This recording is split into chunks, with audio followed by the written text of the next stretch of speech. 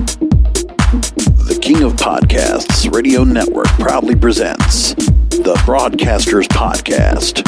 Here is the King of Podcasts.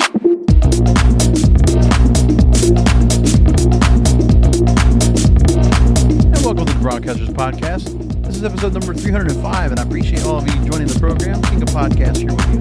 The website is kingofpodcasts.com. So it's been a pretty busy weekend. Thanksgiving night is when I'm recording this.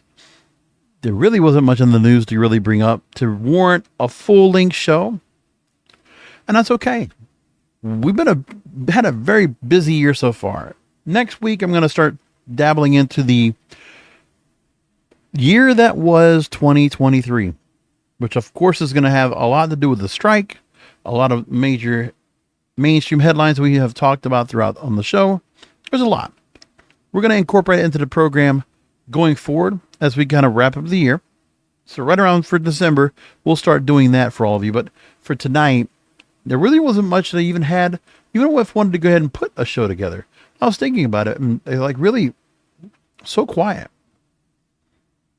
The only thing I saw that was really important to me in terms of what I wanted to bring up on the program was a study that came out of Inside Radio. That's pretty well what I had. And that was a study about how ad effectiveness is driven by audio personalities. There's one thing I was going to bring up. Westwood One's weekly blog, they talk about how talent-read ads tested by System 1 are given a 1 to 5 star rating based on consumers' positive emotional response. 17% of those ads generate enough emotional impact to get 3 to 5 stars, and the more stars an ad achieves, the greater the brand's long-term market share growth. So what they're saying is, live ad reads, okay, not the ones where we're getting some antiquated produced commercial. If you're getting somebody doing a live ad read, it's going to actually move the needle more for a brand sales, and it's been a long-held assumption. And now the proof is in the pudding with a measurement researcher, which is called System 1. And they have the results of research conducted in September among podcast listeners compared to the general population. So yeah, anything where you have real, organic advertising, announcing, marketing, branding, everything. Radio station really works well when you have real live people behind the microphone. Just saying. That's one of those things that I saw. I thought it was kind of interesting. Of course, this is one of those stories I want to bring up at the end of the show, but I wanted to bring it now. That was the only thing I could find of everything I was going to talk about here on the program. That was all I had of something new to bring up. Because tonight I'm going to go and play back for you a really good interview that I had. And this is going back to 2019 when I had this filmmaker, author, professor on the program that really did open my eyes, where we just went into a real deep subject at that time about sexual content on movies and television. And I thought what she was doing really was outstanding with what we talked about. I remember she was such a good interview. I actually put her on another program on on one of the networks I work with, WMR.FM. I actually had her on Purse Strings. I thought she was a great fit right there, and she was. Thought it was a pretty good job. Now, what I decided to do tonight is play back that interview for you in its entirety. One of the things I did that was really nice is, of course, my equipment was a little bit different back then. Decided to go ahead and use a little enhancement to make it sound even better. Remastered, if you will. And I wanted to go ahead and do that for you tonight. And I'm going to go ahead and play that interview for you now. But let me go and quickly give you an updated bio on the guest I have on the program of whose interviews we're going to go, this interview they're going to go play back. Good 45 plus minutes. Now, she teaches courses currently in digital media, film production, screenwriting, film studies, life design, and gender studies at Bridgewater State University. Now, she's an award-winning writer, film director with her most recent film, Imagine Cole 37, screened at the ICA in Boston, the Independent Film Festival of Boston, and others. She's published several books, including, at the time when I brought her on, she was bringing on a book that was entitled Independent Female Filmmakers, a Chronicle Through Profiles, Interviews, and Manifestos. And she's also written other books, which include the Mastermind Failure Club, a self-empowerment guide for artists, filmmakers, writers, and other creative entrepreneurs, and Consent Culture and Teen Films, Adolescent Sexuality in U.S. Movies, which is a book that she was putting out in 2023. I don't know if it's already been put out yet, but that was one of the other things she was working on as well. And that was some of the areas that I wanted to go and talk to her about. And when I remember when I put that show together, it was about sexual consent and seduction in movies and television. And so I want to go ahead and play back for you now that said interview with a featured guest I had on the Broadcasters podcast back in March 7th, 2019 was when I ran this episode. And her name is filmmaker, writer, professor Michele Meek. Enjoy the interview. So first of all, most recently you presented at TEDx Providence back in December. The title of your presentation was Why We're Confused About Consent, Rewriting Our Stories of Seduction. And you cited stories of seduction, just to give a little highlights of what you said. You mentioned Shakespeare's Taming of the Shrew, Greek mythology and the story of the goddess Hera, and Netflix's Stranger Things as various examples as part of the presentation. You said specifically every story, and I'm quoting, every story about sex is also a story about sexual consent. Go ahead and explain that to us. Well, I think that some of the time when we're watching films or television, either ourselves or with our children, we're not necessarily always thinking about the messages that that media is giving us, but it is providing a message.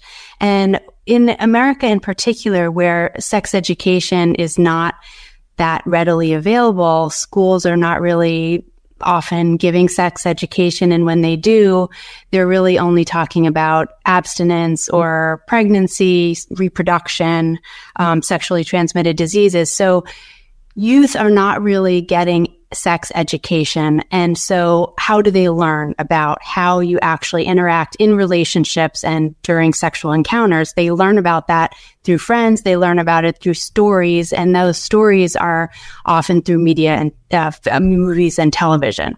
And so we have to be conscious of the fact that whenever we're watching a story and sex comes up, that's also a story about sexual consent. So what the message is about sex is also a message about sexual consent. And we have to have conversations when we see something that we know is wrong, because otherwise we're saying no means no or yes means yes, but we're showing stories that tell a totally different thing. Now, I don't know if you've had a chance to gauge your students or if you've done anything to just have an idea or gauge what kind of knowledge that anybody that's growing up might have gained when it comes to sex education. I mean, obviously for myself, I never got to attend a class like that, nor did I ever really get told the birds and the bees by my parents. I did have to learn from outside.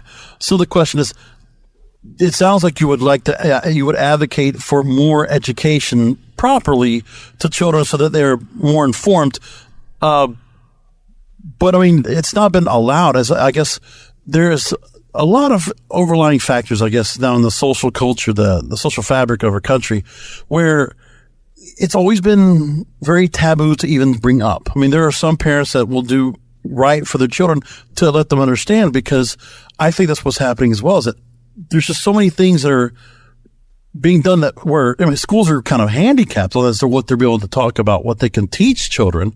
Is that something that, and I feel like it's been going more and more to that direction, where less information will lead to more issues of consent, as you're saying. Does that make sense? Right. Does that sound like the right word? Absolutely. Okay. I mean, I think that you pointed out something important, which is that the schools are often, their hands are tied. So they can't, they're afraid to talk about sex with youth, even in high school sometimes. And certainly at younger ages, they're even more afraid of doing that. And some parents simply don't want it. And then parents are not necessarily having those conversations with their children. But the fact is that they are going to learn somehow. And if you or someone else is not the one telling them, then who is? And so when I've surveyed my own classes and I've asked students what they learned in sex education and what they wish they had learned, it's always the same thing. They learn about things, like I said, sexually transmitted diseases, abstinence, pregnancy, reproduction, but they want to learn about consent, assault, pleasure, relationships, the things that are actually going to come up for them in all of their experiences. And they want help and advice and sort of thoughtfulness on how to handle those complex types of situations that are going to arise for them. I totally agree with you. I wish there was more of that, because I think that's really what's putting people in the wrong direction. And I just think that parents themselves in general are not allowed to parent as they want. I mean, obviously, there's one thing to be said about, punishing your child and being able to lay a hand on them because of, obviously there's rules now in terms of the disciplining of your child. But then also, we're now having to worry about, at an early age, the issues of sexual persuasion or gender identity. So do the same rules of consent that you're talking about, does that still apply even with that? Or we need to reach that conclusion way before any child decides to start, really finding out who they are?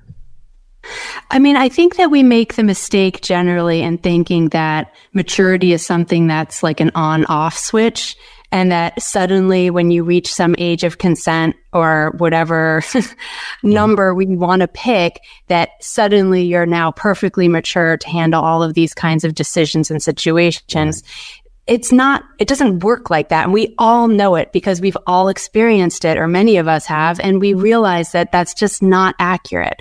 And so it's something that develops over time. You learn how to be more mature in different situations, and you learn what you want and how to ask for that. And, I think that we need to give children some more credit. I think we need to protect them while also giving them more credit, and realizing that just because we have conversations doesn't mean that we're encouraging them to act. We're actually, I think, and this is one of the things I really advocate for, we're protecting them. Because if we don't tell them anything about the types of situations that they might face, then we are not giving them the kinds of tools that they are going to need when they get in a situation that they weren't prepared for. And so, I've seen situations like, for example, I was talking to a colleague that was from Norway, and she showed me a video that they showed children.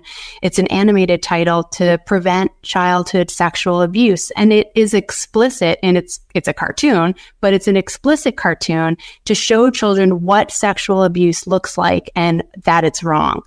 We could never show something like that in the United States. It would be considered child pornography, essentially. And so that makes no sense. In trying to protect children, we actually are doing them a major disservice. And you know what? That leads me right to my next question, because it's exactly right. Is that I think there's something that needs to be said about those that say that we as a society in America are too prudish to discuss sex with our children, because, like you said, in Europe as well, our counterparts in Europe, and just like you said, Norway, and I know you're also overseas in Europe as well, that they're not afraid to go ahead and expose their children to sexual content and nudity as an educational construct. Mm-hmm. I mean, in general, I think in Europe, there's just less concern in general on things like nudity. I mean, I remember the first time my family and I went swimming in a lake near Berlin, and we looked around and we said, oh my goodness, where do we change into our clothes, our bathing suit? And then we saw people just taking their clothes off and putting their bathing suits on. And we realized, they just get changed right here in front of everybody by the lake, and then they get in the water. And some of them were swimming naked. And it just was not a big deal. Nobody cared. Nobody thought that because you undressed your child that they were going to be, attacked or something. There just seems to be a different level of fear. And, to be honest, one of the reasons why this fear has been so stirred up in the U.S. is because we've recognized that child sexual abuse is a problem and we want to address it. But the fact is, every study shows that childhood sexual abuse is perpetrated for the most part by family members, friends, and acquaintances. It is not generally by strangers. And so we are addressing the problem in completely the wrong way. We're not actually solving it. Agreed. I mean, and also when you just look, for myself, I'm a single man, and some of the people, the women I've met to try to meet and get to know, I hear lots of stories of abuse and molestation, and it's among family members. You're absolutely right about that. Now, right. Because of the fact you want to be able to instruct your children and make sure they get the first knowing the first knowledge of what they need to understand when it comes to sex and consent, as opposed to you're a mother with children, and you want to make sure your children are not exposed to what they see on networks, on television, say network TV, movies. But the thing was, network TV and movies years ago I would think they try to make some conscious effort, because they would have a constant disclaimer of parental discretion as advised, and they don't have that anymore. In some cases, you just see a little button that says TV-13, whatever. People just look past that and probably don't even pay attention to it. I know I don't. So how hard do you think it has become now with social media as well? And you have YouTube, you have other places to watch videos and watch content. How social media and the lack of separation of content on a digital streaming platform, how hard has it become to you make sure to be vigilant of what your children watch or what other children watch, and trying to make sure that they are not exposed to something they don't understand that they might take the wrong way? I think that's very difficult, and it is a little bit frightening. The only thing I can say is that I've talked to students about it, and they've grown up in this era as well, where there was, they could Google anything and find answers maybe that they weren't expecting to find, or videos they weren't expecting to find. Yeah. And they seem to have adapted okay. So that reassures me, but I do find that a little bit terrifying.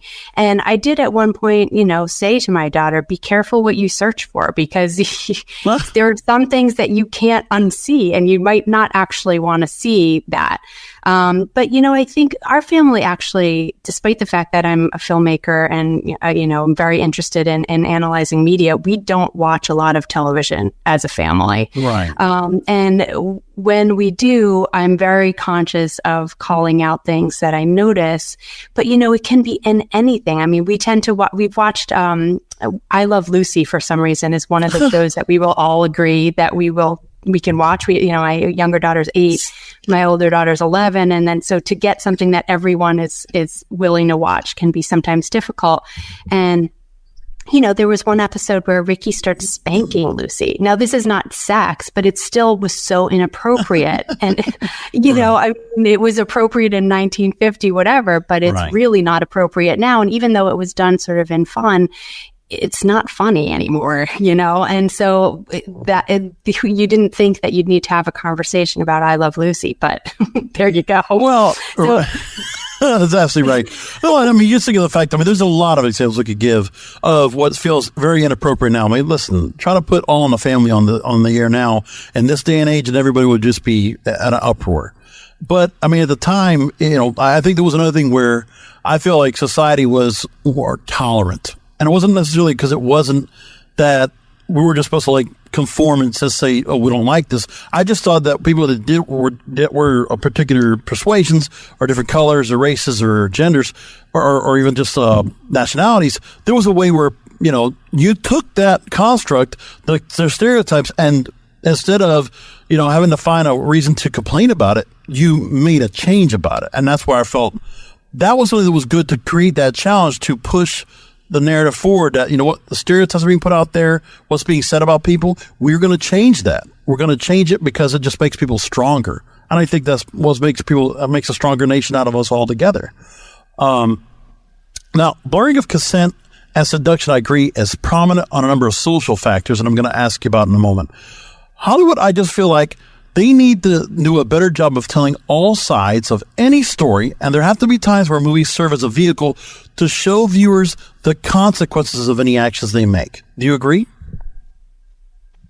I don't necessarily think that the media should be in charge of only depicting things that are positive representations. I guess because I don't believe in censorship, ultimately. I agree. And so yes, I think that it would be great if Hollywood and filmmakers and writers and directors were more thoughtful about the types of messages that were coming through in their work.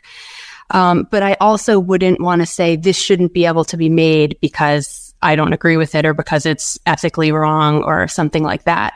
But that's why I really advocate more for media literacy, in the sense that we're watching stuff, we need to be kind of aware of what the message is and really pick that apart so that we're not just absorbing that message without even realizing that we are. Absolutely. And what it comes down to is, yes, it's not the role of Hollywood to do it, but I just feel like there should be obviously the clear message of making sure that what we're watching, at least there's some kind of an idea of knowing what it's going to be before it lands on our lap. So we see what's going on, so we can also make it aware if this is something that's going to be good for our children. And, I mean, Hollywood is not the place for ethics for sure, and not for morality by any means whatsoever. We've seen that so far. No, they're trying to become much more self-righteous. I definitely believe that. I think there's room for that, but I also feel like it's being pushed upon the public. And I think I would prefer that, free speech, freedom of thought is allowed by everyone. And of course that would even foster hate or violence is just not acceptable whatsoever. Now, I want to go and get to the movies itself, and this might not be the best testimony, but I figured let's go ahead and take an idea of, we've seen lots of movies that have portrayed women as being stuck in a situation where they would be, the consent was not mutual, and whatever character. A male character would actually be the one that would be forcing themselves upon that woman. We've seen many times where rape scenes or scenes of molestation or just things that are very uncomfortable viewing that's out there. We could probably cite many examples.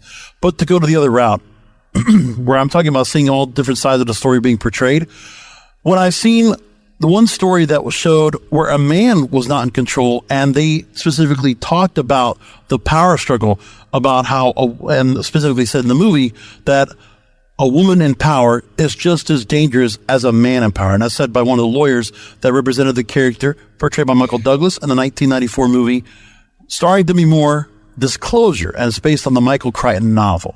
Now, Crichton wrote this about the novel, which became adapted to the movie. He says, quote, "The advantage of a role-reversal story is that it may enable us to examine aspects concealed by traditional responses and conventional rhetoric. However, readers respond to the story. It is important to recognize that the behavior of the two antagonists mirrors each other." And then political commentator George Will even chimed in on this movie and on the movie itself and said that, quote, "Crichton's premise that there is no difference between the sexes regarding abuse of power may or may not be true, but it is certainly a provocation to victim feminists whose premise is that the world will be pretty much perfect if it were scrubbed clean of all vestiges of patriarchy." So, yeah, I know you didn't get a chance to watch the movie. I know there's a lot of movies to catch up on, but, you have understand the premise of it. So, right.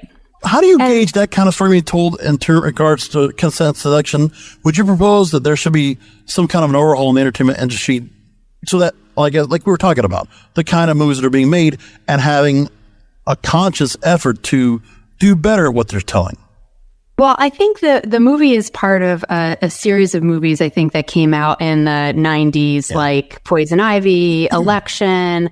There were a number of movies about girls where they were seen as the vixen who was destroying the family. And one of the things I've written about is the Amy Fisher story. And I don't know if you remember that, but she was a girl who shot Mary Jo Buttafuoco in the head, and she was having an affair with Joey Buttafuoco. And at first that was really seen as her being, she was the attacker, right? She was a perpetrator, but there were also parts of her story which made her a victim. I mean, I think in the story of deception in films like that, I mean, certainly there are women in power who abuse people. There's actually been a recent story about an academic professor who was abusing students. So it's not that it doesn't happen. It's just that it doesn't happen as often as men abuse women or men. The vast majority of rapes and sexual assaults are perpetrated by men, and the vast majority of crime in society is perpetrated by men. So it's not that it doesn't happen. It's just that it's more of an anomaly, or it's more rare. But sexual harassment, sexual violence of any kind at any time by anyone is wrong. And so it's fine to highlight, a reversal and show how this is, a woman doing this is just as bad as a man doing that. And I think that's fine, but it also would be inaccurate to make it seem that if women were in power in more situations that they would just be doing that, because I don't actually believe that power corrupts. I believe that corrupt people in power are corrupt and not corrupt people in power are not corrupt. So power is just like anything, like money. It's a force, but it's more of a neutral force that can be used for good or for evil. And so, I don't think just by being in power, somebody suddenly changes and becomes, a malicious person. Right. No, I see where you're coming from. With educator, writer, filmmaker, Dr. Michele Meek. Here's part 2. Now, Michele, in your portfolio on your website, michelemeek.com, 1L, you have worked on some interesting projects, which we mentioned earlier on, about consent puzzles, and they show ambiguous moments of sexual consent. And the moments you explain appear to purposefully evade clear readings on consent and blatantly resist the mantras, no means no, and yes means yes. Talk to me about creating these puzzles, who you show them to, and give me some examples of what you've used to create those puzzles. So basically what I'm calling attention to are moments in media and television and literature that depict very perplexing moments where we're not sure if it was no or yes. And I'm interested to see in how that depiction works exactly. And I've, in a recent presentation that I did at Humboldt University in Berlin, I looked at films throughout American film history up and through today. And so I even looked at a more recent film like Edge of 17, where the girl is actively has a crush on another boy that she doesn't really know that well. And she accidentally sends him a very explicit text about what she wants to do to him. And he ends up taking the bait and they go out. But then when they're in the car together, so she's sort of approached him. Says she's available physically to him. But then when she gets in that car with him and it starts moving very fast, she's actually not ready for what's about to happen. And so that's a moment that's puzzling. So it's very interesting to me to see how that scene plays out. And I think we're really starting to see that these kinds of scenes remain in movies, but that they're dealt with in a more, it's not respectful, because that's not what I mean. It's not about respecting women. It's about respecting anyone that you're with. It's in a more consensual manner, I guess, that there is a puzzle to be found here in this scene, but that how can we get out of the scene with there being either consent and something happening, or non-consent and something not happening. And so I think that there's more awareness in writers and filmmakers today to have those puzzling situations depicted in a way that has a more positive outcome, I guess. Correct. I was going to say also as well, is that, and this is just my own opinion, I'm going to say, is that there's a lot of glamorizing. And as we continue to do more, it's whether it's filmmakers, whether it's people and editors in a newsroom these days, whether it's network or TV news or just any shows like a TMZ or, a publication like a National Enquirer have been doing this for years. First of all, they're going to find a victim who's the pretty girl. They're going to kind of go really tabloidistic and feign outrage. And I think there's just some movies or some content that's out there that is purposely, because I think, there's a point where we've been desensitized as a society as to what shocks us anymore, that we have to go to such an extreme to make people realize, oh my goodness, what's going on here? This is unacceptable, this and that. And we're getting to that point where I think some people might have an agenda, hidden agenda, that they're trying to create that outrage, and they have to tell a story that's not true. And it hurts all the other victims before them or going forward to be able to confront and tell their story. Because when we hear about these stories as well, we haven't talked about the fact that if a woman is raped or if a woman is molested, who are they going to tell about it? And I know there are some that do not say anything, but when they see this out in the public, they're going to be held back from saying anything. That's only going to hurt them more. And that's only going to hurt them because if they even say anything, they might get judged and they might be told that they're lying.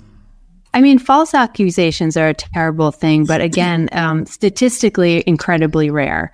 I think the stat is something like 3% of rapes accusations turn out to be false accusations. So I think the problem with sexual assault and rape, if you look at it, a situation like the way it's handled on college campuses, for instance, Right. it's always a he said, well, I mean, assuming it's a he and a she, which often it is, it's a he said, she said situation. It becomes very difficult to prove afterwards. I actually had a Title IX coordinator come and speak to one of my classes last semester, and I actually didn't realize that going and getting a rape kit at a hospital takes something like 6 hours. Oh. So, as a woman who's just gone through an experience like that, how likely are you to want to now go through that kind of system when you may not even be believed? And it's the system is really not set up very well for protecting the victim, honestly. Yes. But I think that one of the problems when we're talking about, I mean, there's obviously, I think, quite a huge range in types of non-consent, right? We kind of lump it all in one category of sexual violence or sexual assault, but Right. there is actually a big range of experiences, and not everyone is completely traumatized by the experience that they've had. And in doing the research that I've done, I've often talked to women and asked them, have they ever been assaulted? And many of them will say, no, that's never happened to me. And then when I ask them, have you never been in a situation where you did something that you didn't want to do, but you felt like you had to because you were afraid? And almost all the time, a woman will say, well, there was this time when I was at his apartment and I thought he might rape me, so I did this instead. And, that's sexual assault. It's just that we haven't named it that because we didn't see it as that. And it's not that I want people to recognize that they've been assaulted. Right. It's not about that. It's about the fact that we need to change the way seduction is thought of. Seduction really shouldn't be coercive. If you want to seduce someone, it has to be done in a way where it's a game you're playing where you're both participants in that game willingly.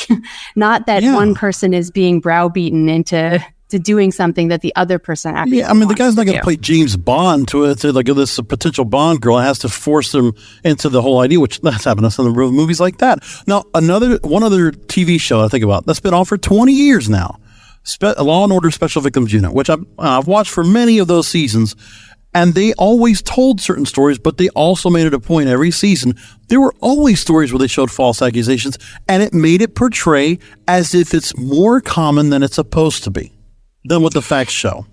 Yeah, I mean, this is such a common thing. It drives me crazy. I mean, there's so many examples of this type of thing where something is really a rare situation, but then it's kind of interesting.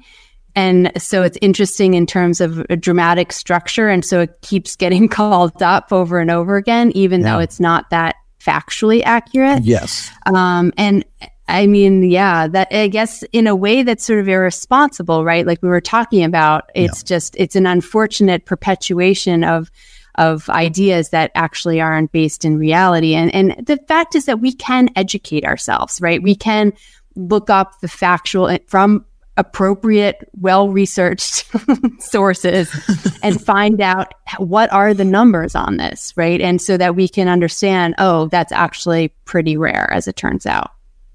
Now, and this is going to be a little bit it's been a touchy subject, but I guess I'm not here to go ahead and hold back on anything, but I just feel like as well, it's obvious, yes, the facts do show that, when women do say that they have been assaulted or they've been raped or they've been molested, it's true. Much more times than not. But then I also feel like you're seeing a lot of stories as well. And I mean, holding somebody accountable is one thing, but then also trying to destroy a person's life for what is a good mistake. If it's not a court of law that is overseeing this and a jury of your peers find that person guilty and prosecute that person to the maximum extent, but then if the evidence doesn't show or something where you might have someone that might try to use that as a vehicle for something else, for another agenda of their own, it's when they can't get past what happened to them, or that they are not able to, they need to be able to find solace and say, okay, I can't let this ruin my life, and I cannot be doing this and taking this violence and rage and putting it out on other people. It's got to be a point where, there's got to be a way to go and find, where things can be moved on. Life goes on. It will still stick with you forever, but it's just like even with somebody that you lose a loved one, it's the same thing where you have to find a way to go ahead and find your cheat, find yourself back to some type of normalcy. And I think there might be some cases where we see that shown to create faint outrage. That's the whole idea, is whatever Hollywood shows us, or even what we see on the news, we have to, because we're so desensitized, we're not getting, first of all, educated at a young age, which you say when I agree with you. And the same thing goes with what's being put on our TV screens or our movie screens. They're doing wrong by us as well, and they're not being held accountable for it. And that's where I think things come with that. Now, I guess they call it the new style of feminist. And they feel like, well, then we're going to, this is what's going to happen to me, then we're going to take it out on all men. And, the idea that men are now supposed to be not so alpha, not so, so much of a man. And that's being portrayed in society, that men are not supposed to act like men anymore. We're supposed to be much more submissive, not so dominant. And, it comes to different parts of society when it comes to where women are in the workforce, where women are in society in terms of equality, that there's supposed to be a conformity that's being portrayed upon men that I've seen, and I've never experienced it myself, but I look at what's being told out there. This is something that's being done where it's just in a larger perspective. If a woman has been wrong like this, there might be their mission's purpose at that point to wrong other men, because everything that has to do with men now triggers an emotion and triggers a response. They feel like they need to do something about it, create a movement, something like that. Right. I mean, I think it's really interesting. I've become more public on Instagram on posting things supporting women filmmakers. And I've gotten a couple of men who have posted kind of critical things on my Instagram. And I guess I really don't get it because I feel like this. I feel that it's not so much. I guess in some ways it does make sense, because it is scary, right? If you're the one that's been in the position of authority and power and had a sort of unfair advantage for centuries, maybe millennia, then suddenly it looks like the tide's about to change on that can feel like a real threat. And I think that many men are feeling threatened by that and possibly confused. I think a lot of men I've talked to over the last, since I've been doing my research, first of all, I've talked to a lot of men who've confided in me that they were abused when they were growing up. So it's not just women who are abused. 1 in 6 men are abused and 1 in 3 women are abused. It's just that the majority of perpetrators are men. Correct. A lot of men have confided in me that they were concerned about the way that they behaved when they were younger. Was that were they harassing, or were they, because the way we have defined seduction has been sort of a story of coercion. And I think that change is hard and scary, but many of us who've been paying attention for a long time and noticed the kinds of injustices and imbalances that have existed for such a long time are ready for that change to happen, even though it means that some people are going to feel a lot of discomfort in the things that those changes bring. And I honestly think that overall, it's going to be a benefit for everyone, including men. And part of the reason is that not all men want to be dominant or machismo or, the way a traditional, quote, man is supposed to act. Not all men want to act like that. And so it's been a very confining definition for men as well to try to fit into this category, which not all of them do. So I think, we need to allow room for people, any gender, any sexuality, race, etc., to be the kind of person that they want to be and find the partner or partners that they want to be with the way they are. That's consensual. And I do think that that's possible. I know it's idealistic, but I do think it's possible. And I'm hopeful just like you. I really am. For me, it's from growing up to now. I mean, there's a lot of changes when it comes to what socially is acceptable and how men should be treating women now, it was always supposed to be treated with respect. But obviously there's much more added to that now. For me, I've never had an issue when it comes to in the workforce. I've had the chance to hire and fire people, but I'll tell you, when it was been in the media industry for me, and I've had a number of women that work for me, and the kind of performance they were able to give out, I mean, that puts anybody as an equal to me. And I just think I don't ever have the idea that women can't do anything, that there's not anything they cannot do, that there's not a chance. There should be, I don't believe there's any kind of a ceiling that holds people back. Even with some of the business stuff that we talk about on some of the podcast networks I work in full time, we talk about the fact of how women, if they're looking to exceed in management, and in some cases, they're just not speaking up enough. And in this day and age, that's allowed now. There's not even a question of, I don't think we're having the issues of, say, like a movie like A Working Girl, where a woman's being held back and held down. I think that those rules don't apply anymore. I just think there's a lot of women that are executives and they're women of power, and they have. But the other thing too is that regardless of how they feel or certain things, there are still sexual roles that still play for men and women. That if a man doesn't, at least do right by his woman that he's with and does everything sexually, then there is no need for cheating. There is no need for not knowing what you're doing and not understanding how you're supposed to treat women in all aspects of a relationship, or just as somebody in person as a friend or family. Right. I mean, I think that there's also a generational component to this, which different generations have different feelings. And, this whole idea that men have to hold the door open or do these guys, is an outdated idea. That's not really the point. And I think that, that yes, I think you're right in the terms of that, I don't think the sexism is always so overt now. I think that as that's improved, I think what we've been left with is some more kind of institutionalized sexism and racism. Yeah. So, for example, if you look at something like the Oscars, there were no women-directed films nominated this year for Best Picture or Best Director. So now, I certainly don't think that the Academy looked at a film and was like, oh, this was done by a woman director, forget it, I'm never going to vote for it then. It's not that overt. It's just the kinds of stories that we prioritize as, quote, good or significant culturally, right, have tended to be white male stories. And that's really because the Academy still is mostly white and male. And so you're seeing the sensibilities of a very particular group, even though they've tried to open things up more.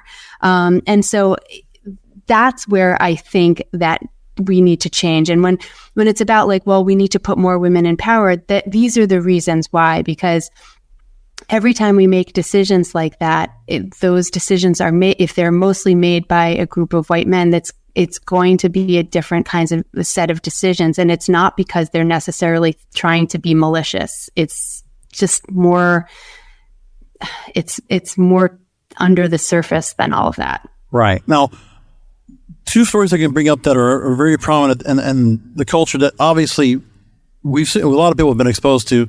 50 Shades of Grey, obviously. And Pretty Woman. And Pretty Woman also gives an example of many different constructs about a woman that is selling herself for sex, but then obviously wants to still be a woman at heart that still is somebody that, even doing the world's oldest profession, per se, the idea is that at least the Richard Gere character was respectful and honorable to her in some way, shape, or form. But then the Jason Alexander character absolutely took advantage of it and did the absolute wrong thing, but it was portrayed as such. And then that kind of story shouldn't be told because we're seeing a woman in that form right there and glamorized. That I didn't think was necessary, but it went out there and people really loved the movie. They still watch it pretty constantly today. It is interesting. We actually watched that film in my sexual consent and violence in media class last semester. So we had a really great, vibrant conversation about that film. And one of the things that I was thinking about as we were talking about it is, could this film work with a gray-haired woman who picks up a young, kind of attractive gigolo and hires him. I mean, right? You're laughing because it seems so Right. preposterous. Yeah. But I think that also one of the things that's a little bit, I think, problematic about a film like that is not just that it's glamorizing prostitution, because I don't necessarily. That's a whole other conversation. Right. But I think that the problem is that it's getting rid of what sex work actually is, which is hiring someone for sex. And so instead of depicting it that way, it's showing it as a romance, right? He hires her for sex, but then he doesn't actually want to engage in sex. He kind of wants to start to fall in love with her and have it be more of a romance. And that is definitely giving us a very inaccurate portrayal of what sex work actually involves, because even women who feel that they're doing sex work consensually, I don't think would say that it's a romantic enterprise. Maybe that's the wrong way to put about it. They don't want, they would never want anything like that. Forgive me. I got two more questions I want to ask you before we wrap things up. So let's get into your book real quick. Independent Filmmakers, a Chronicle Through Interviews, Profiles, and Manifestos. You said, quote, "As scholars, we must de-emphasize auteur filmmaking, and as traditionally represented by a collection of feature films." Now, definition, it means a director who oversees all audio and visual elements of the motion picture is more considered to be the author of the movie than is the writer of the screenplay. Now, you suggested a more nuanced approach to reading sexual consent in agencies so that we might protect better against sexual assault. What do you think movie and TV executives, if you were in front of them, confronting them, what could you say to them that they should do in response to your call to action?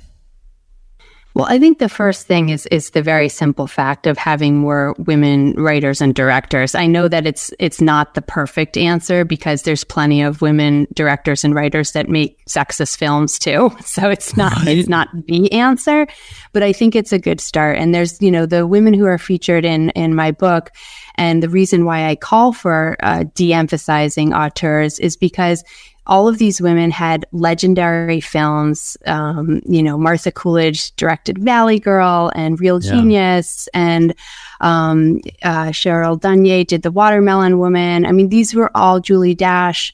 All of these filmmakers had really important films, and yet they had such difficulty getting funding for their next films. And so what that meant was that they were really never able to put together a body of work the way Wes Anderson or Woody Allen or Steven Soderbergh or any of those directors really, or even Spike Lee, honestly, have been able to do. And so that means that if we're judging them based on a criteria that they will never be able to fit into, then we're not remembering their films, even though individually those films were incredibly important and groundbreaking. And so really what I'm calling for is, let's look at these films and what these women have to say, so that we're not just forgetting their work because they didn't have this comprehensive body of work that makes sense to us,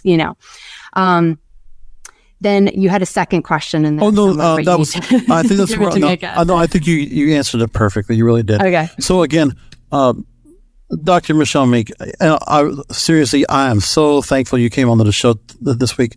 And you got to tell us the story, because I think this conversation, I'm with you 100%. This story needs to get out to more people. We need to get this call to action out more, because it just needs to be necessary. But most importantly, starts at an early age. Let's get children better informed, so that when they do confront these kind of movies, this type of content, that they're more aware of it, and that it goes all ends. I mean, obviously, there's never any win-win situation where every young boy or girl is going to be able to make it through puberty and be able to go ahead and say, okay, they're going to have a chance to understand sexuality and consent and seduction all together once they're confronted with it. And that some ways they're going to get a warped sense of it, because something happens to them along the run that is unfortunate and tragic and unacceptable. So I'm with you all together, and I think you are doing a great service. I thank you for being an educator and for putting on all the content you've done, which I never even had a chance to even touch upon. But I'm really, thank you so much for being on with us today. Thank you so much for having me. No, I haven't done a lot of interviews since. I enjoyed them, but it was a little bit of time to go and put those together.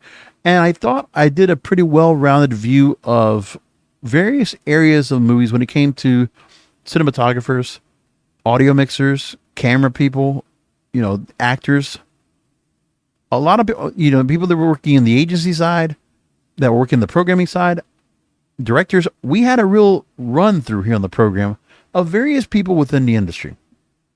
And probably pre-streaming, basically, for the most part. But I really did enjoy a lot of the interviews I got to do. And it's just that the show evolved into what it is, the current commentary monologue thing that I do every week, because there's so much to talk about. And I did it before because it was kind of interesting and into finding out, okay, I wanted to have interviews that were going to be good, but I also wanted to have a little bit of time to do a little bit of news and headlines and things like that, because I was really just getting myself into the program and really get myself started. Because this is one of the first first couple hundred episodes that I did. And I really felt like I was getting my ground, and I did the interviews, and then I just exhausted it. I did so many, and I said, well, I'm going to get now feeling comfortable to do a full format of programming. And if you listen to this program for any sense of time, you know that I always change the show. I'm going to complete 5 years of the program coming up in January. So year 6 is coming up. And before we get to that, I'm going to go ahead and start recapping what the year was in media in 2023, starting next week's program.